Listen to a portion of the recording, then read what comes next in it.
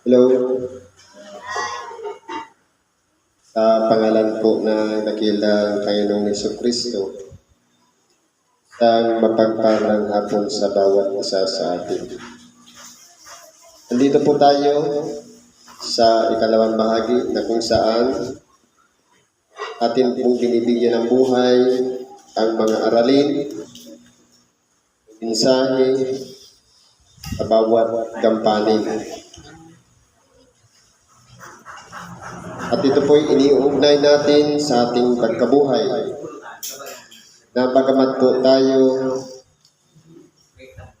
ikisalamuha sa ibabaw ng sanglibutan ito, meron tayong mga aral na siyang pinagbabatayan ng ating pang-araw-araw na pamumuhay. Ang una pong aralin, ayon po sa sulat ni Apostol Pablo sa mga taga-Roma, sa Kapitulo 5, versikulo 1 hanggang sa 11. Ano po ang sabi?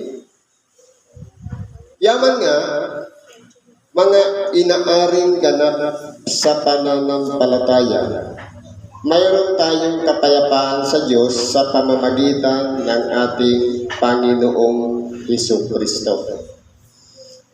Sabi sa English, justified by faith. Ibig sabihin, so sino man sa atin na nabubuhay sa pananampalataya, dapat po may kapanatagan na tayo sa Diyos.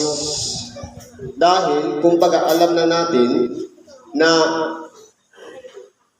hindi na tayo matatakot, hindi na tayo, kumbaga, yung kasiguraduhan ng ating mga sarili sa tiyak na kapahamakan ay malayo na tayo doon.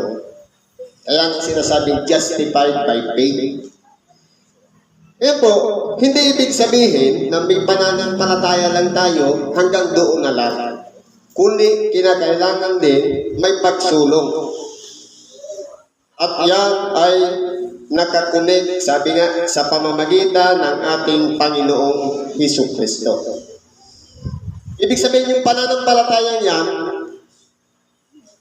nakasalig doon kay Kristo.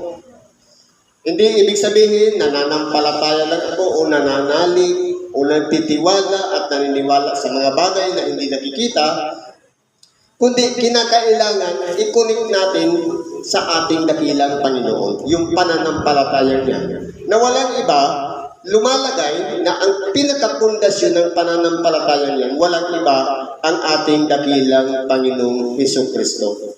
Na tayo'y nakatayo sa ibabaw ng batong yaon sa makatulid bagay, si Kristo yung batong yaon. Na bagamat siya'y itinakwil ng mga tao, pero naging bato sa panulok. Pinaka-importante. Pinalwala, initsapwera ng mga tao, pero naging cornerstone siya.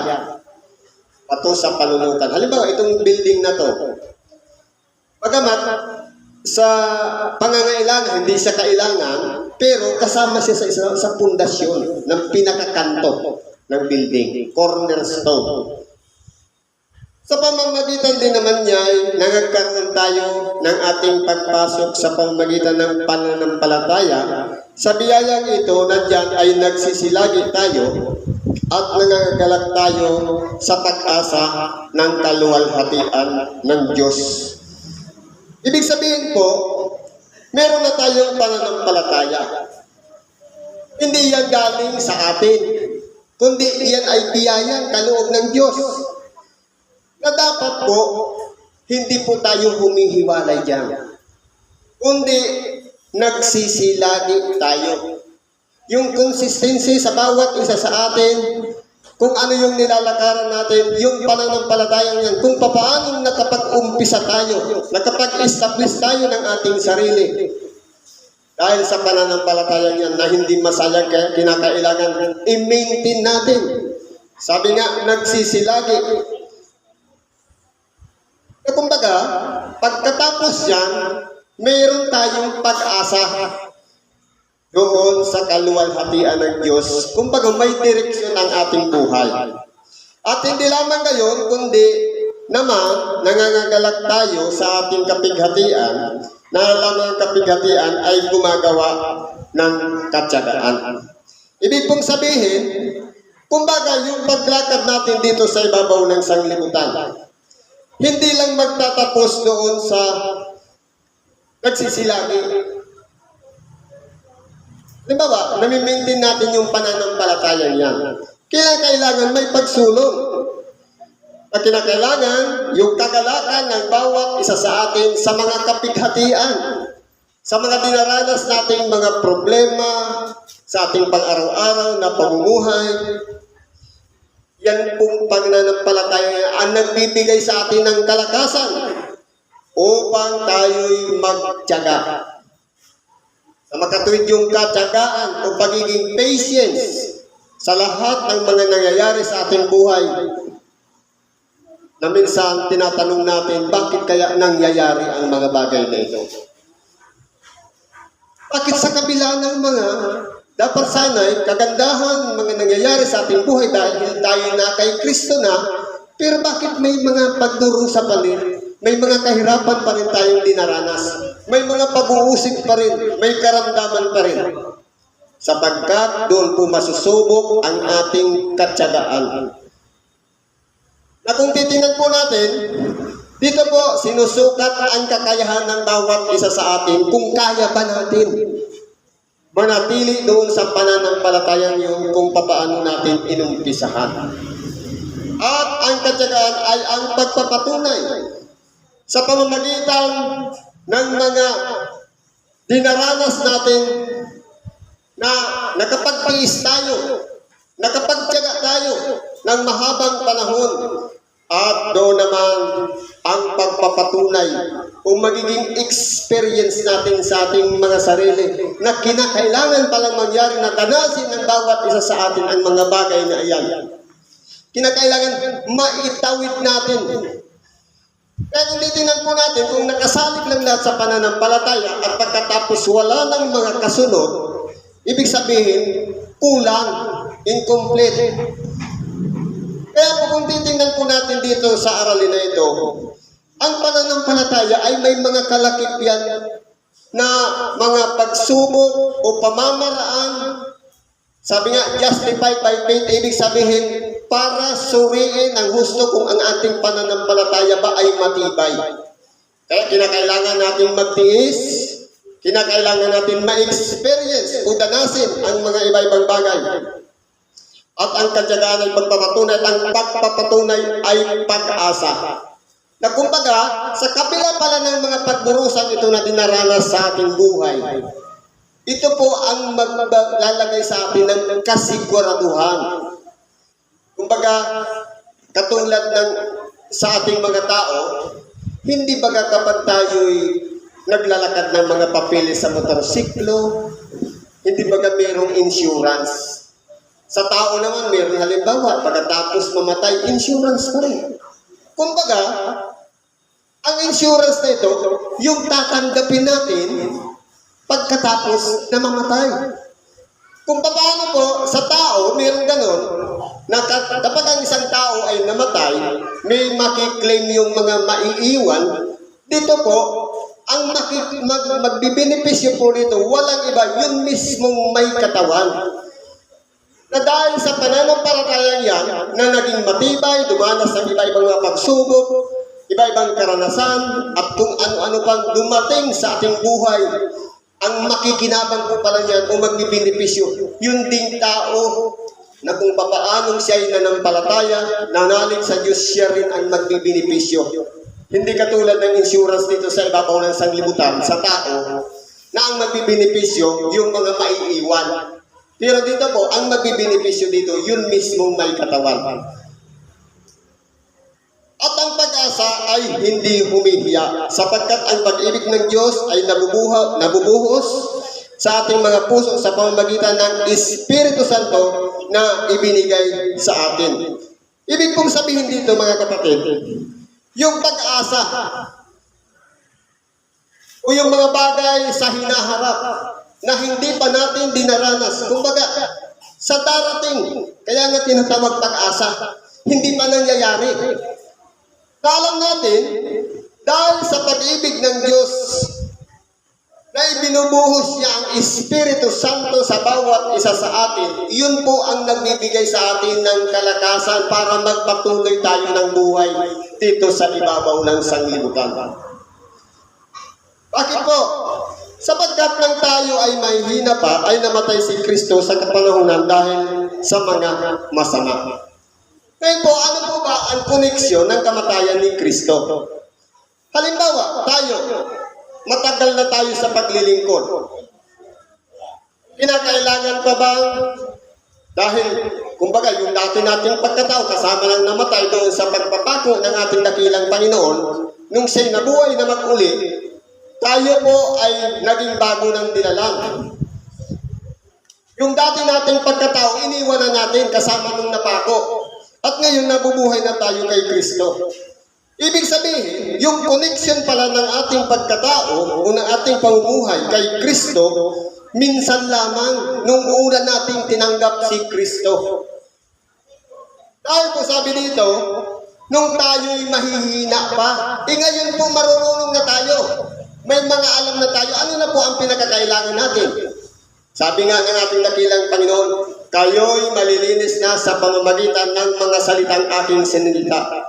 Ibig sabihin, ang naglilinis ng ating kalooban, ng ating pagkatao, isip, puso, walang iba po yung salita ng Diyos.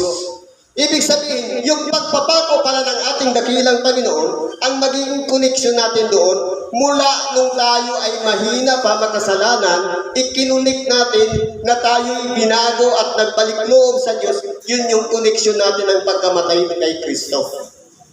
Pero sa pamamagitan po ng pananatili natin sa aral at turo ni Kristo, ito naman po ang maglilinis ng ating puso, kalooban. Kumbaga, minsan lamang si Kristo namatay. Hindi pwedeng nagkasala na naman tayo. Ibabalik-kukunik na naman natin muli sa pagkamatay ni Kristo. Sabi nga, wala nang natitira pang hain. Ibig sabihin, minsan lamang yung koneksyon natin sa pagkamatay ni Kristo.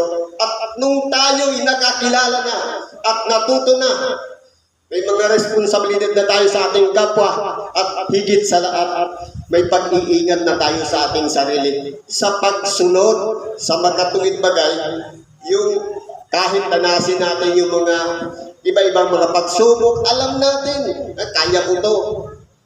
Malalagpasan ko ito. Kumbaga, may tiwala na tayo sa ating sarili. Dahil sa Espiritu Santong nananahan sa ating buhay, ito po ang nagpapalakas sa atin para po tayo ay magtagumpay. Sabi nga, pakiramdaman natin sa ating sarili. Nariyan ba ang Espiritu Santo sa ating buhay?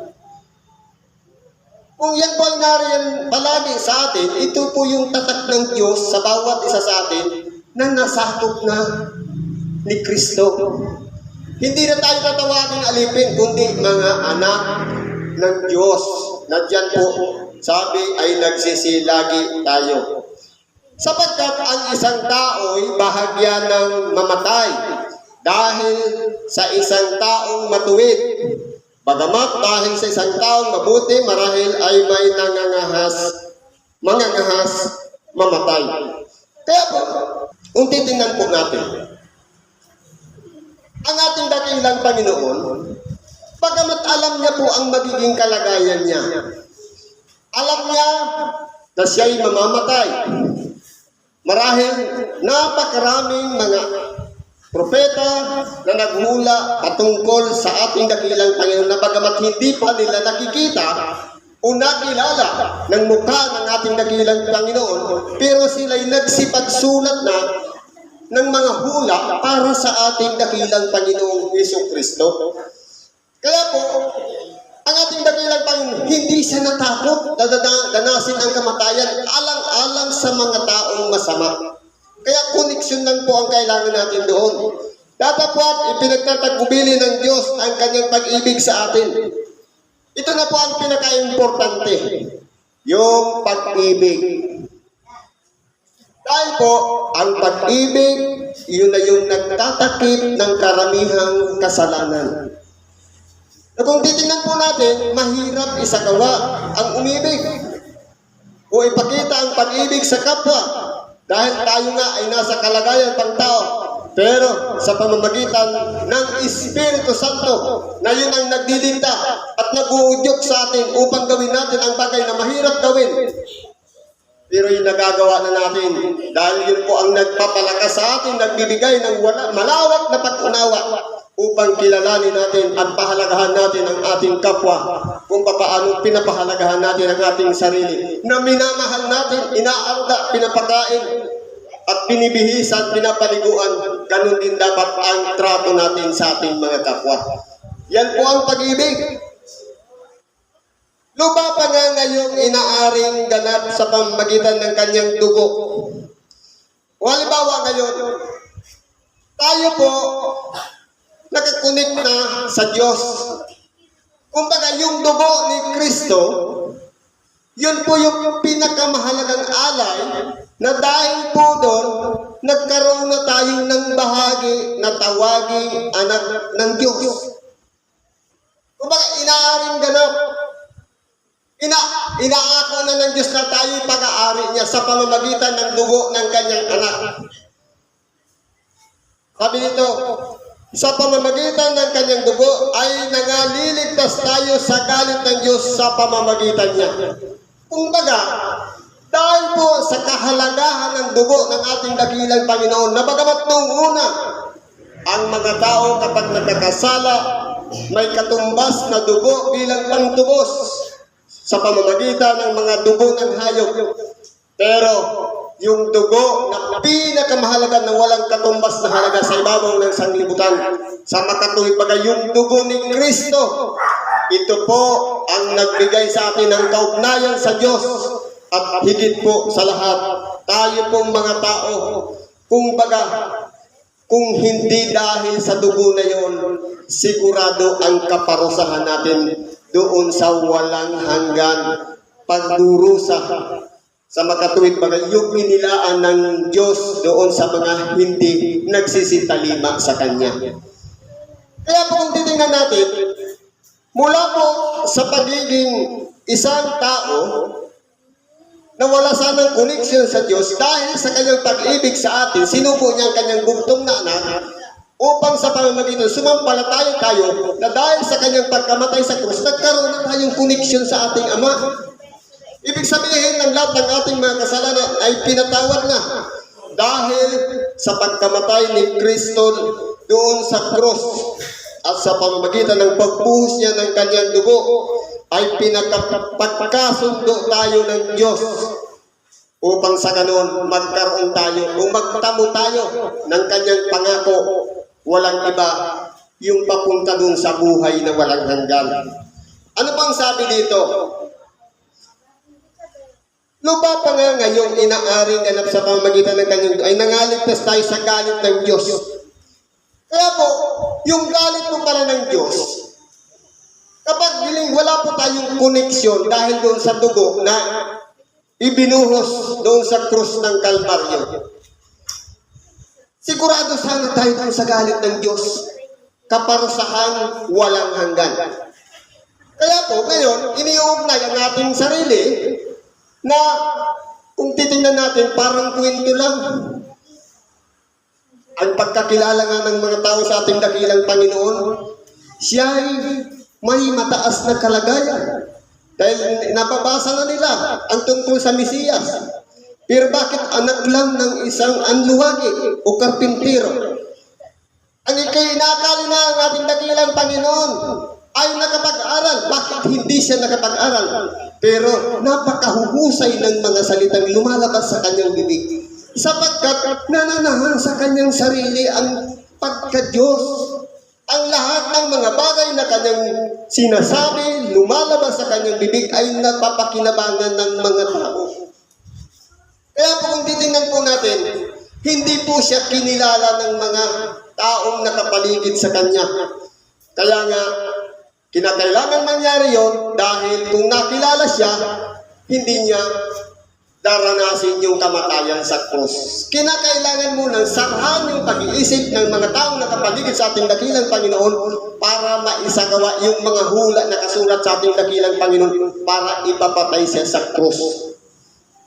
Kaya po dahil doon, nakaiwas tayo doon sa galit ng Diyos.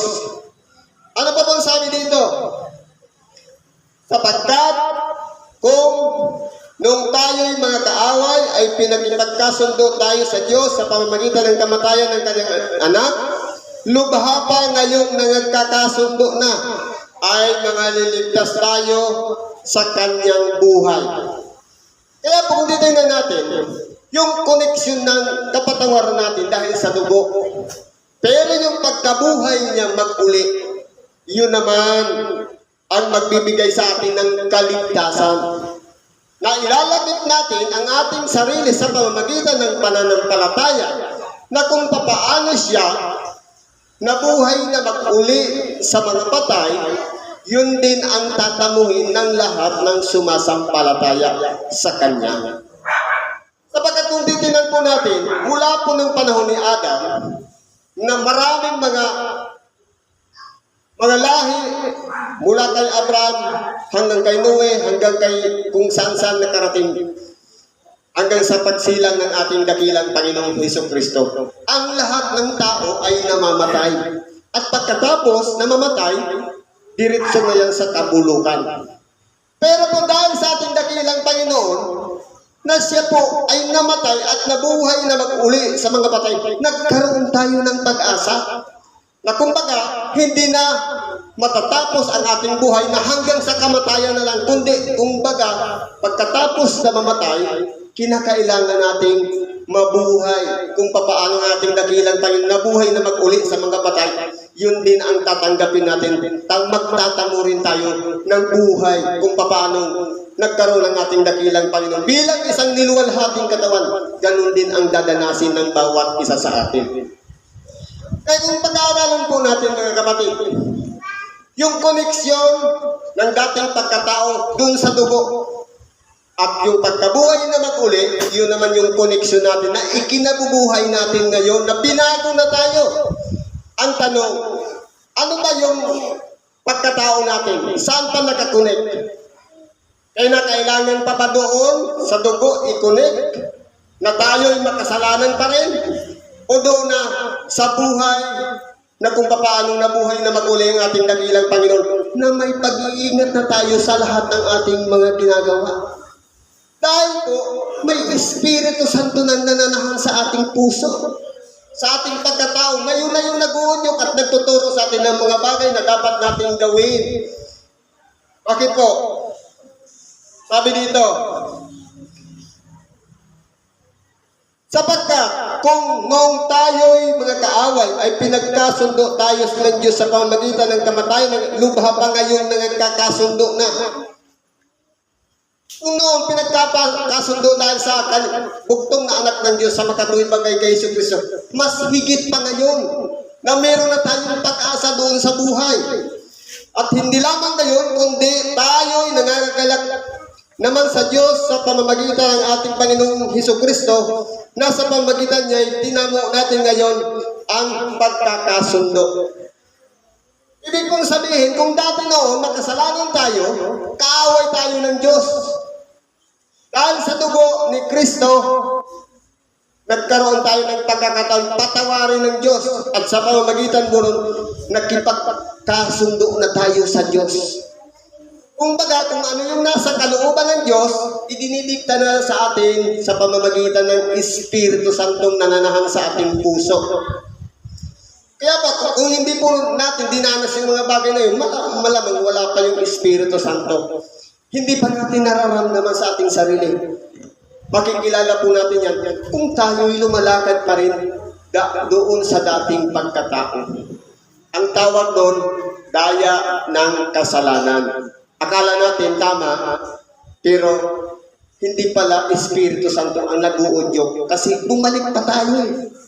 Kumbaga, sabi nga, nalalagay tayo sa kalagayan ng isang aso na pagkatapos na isuka, Makatapos na magsabi, Diyos ko, patawad mo, hindi na ako uulit. Kinain ulit. Umalik na naman sa dating pagkatao. May galit na naman, may puot na naman. Dapat hindi po ganun. Kundi ang bunga ng Espiritu Santo, katuwaan, kasayahan, napakarami, nasa Galacia lahat yan. Ngayon, uri natin, ano ba ang ikinabubuhay natin ngayon? Connection pa ba para muling i-connect doon sa dugo? O doon sa buhay na tinanggap ng ating dakilang Panginoon na tayo'y pinagkipagkasundo na, pinatawad na, at sa pamamagitan ng tanda ng Espiritu Santo, makikilala natin ang ating sarili kung tayo may papunta na doon sa pag-asa sa buhay na walang hanggan.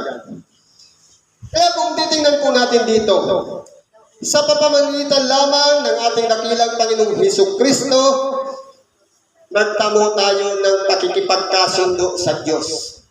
Wala pong ibang tao sa silong ng langit na sukat kapulutan ng kaligtasan maliban sa pangalan ni Hesukristo. Kaya huwag nating sayangin na tayo'y pinatawad na, binago na, nilinis na ang ating kalooban, isa na tayong bagong nilalang, dapat mabuhay na tayo kung papaano ang ikinabubuhay nasa ilalim ng kapangyarihan ng Espiritu Santo. Dapat huwag nating pighatiin yan sa ating kalooban, kundi sundin natin ang kanyang kalooban at hindi ang sarili nating kalooban. Kasi nung hindi pa natin nakikilala si Kristo, may will be done. Nung nasakop na tayo ng Espiritu Santo, sabi nga, hindi na ako ang nabubuhay sa aking sarili, kundi si Kristo na ang nabubuhay sa aking sarili. Ang kinabubuhay natin ngayon, sabi nga, thy will be done. Kung paano, ang plano ng Diyos, yun na yung nilalakaran natin. Iba kasi yung sarili nating plano. Plano natin, halimbawa, gusto natin magsimba, lumakas lang ang ulan, minsan nababago yun. Pero pag plano ng Diyos, yung umulan o uminit yan, pumunta ka doon. Kailangan ng magsimba. Yan po ang kalooban ng Diyos. Hindi pwedeng balihin ng mga pagsubok, mga harang o kasagabalan. Gagawin natin dahil sinusunod na natin ang kalooban ng Diyos. Siguro, hanggang dyan na lang ang pakikibahagi natin sa oras na ito. Salamat po at pagpalain tayo ng Diyos. Ano man ang ating mga kailangan, karayan niya, idulog natin yan lahat sa Diyos at ipagkakalog niya ang kapanatagan sa pamamagitan ng Ama, Anak, at Espiritu Santo sa ating buhay. Salamat at magandang hapon sa ating lahat.